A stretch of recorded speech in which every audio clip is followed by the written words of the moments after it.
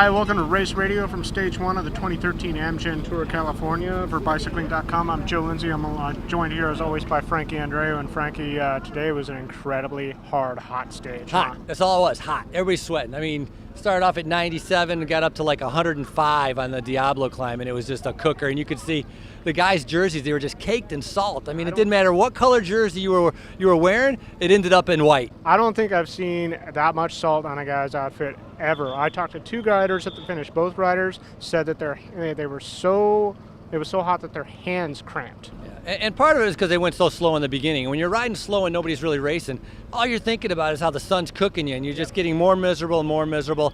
4 riders ended up going up the road with Marsh Cooper, Jim Stemper, Vasquez Soleil guy, Dempster. Yeah, NetApp. So NetApp, and then Carter Jones from Bissell. Yeah, and then of course there was a battle for the KOM because they knew whoever could get that would get on the podium, and I believe Carter Jones won that. I believe Carter Jones did win that. So, and as you said, at first they weren't really racing, so the gap went out huge. It was like 12 minutes at one point, and before the teams finally decided that they were actually going to try to pull this thing back, and they stabilized. And it was Cannondale who decided to start riding, and they started riding on the front trying to bring it back. And by the end, after Diablo, they had lost a lot of their teammates, and that gap was still at 4 or 5 minutes. And it looked like 2 of the guys from the break were gone. It looked like Jim Stemper and who's he with? Dempster it was Stemper and Carter Jones were the ones who made it. I thought they were going to have a chance to make it. They did. They had like a couple of minutes with 20 miles to go. I thought, well, that's borderline, but they could do it. If the pack lets them. But ultimately, the group was too large, and there were still too many guys in it. You still had Sagan up front, you had Meersman up front. There were just too many interested teams that wanted a piece of the action there. Yeah, but a lot of guys suffering. We saw Gilbert get spit out the back, saw Hushoff, and a lot of other riders that were suffering today because of the heat.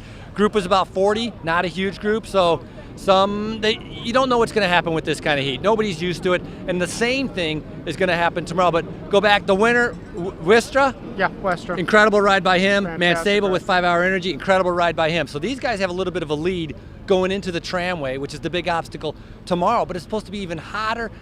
Which I don't know how that's possible, but we'll see. I don't know how these guys are going to handle it, but tomorrow has a big climb, and then they're going to go into the furnace winds going into Palm Springs. Yeah, they're going to have a lot of headwinds going into Palm Springs. And the other thing about today is with that finishing group of 40 guys, it's whittled down now. I mean, none of the expected favorites lost any kind of real time today. Everybody finished in that group, so that's no big deal.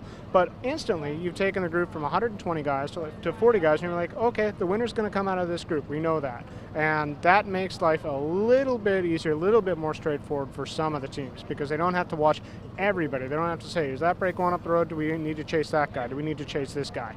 Tomorrow that tramway is so difficult. Guys are looking for 39.28 or a compact. It's going to be easy to sort itself out. It's going to be super hard to get to the top and first.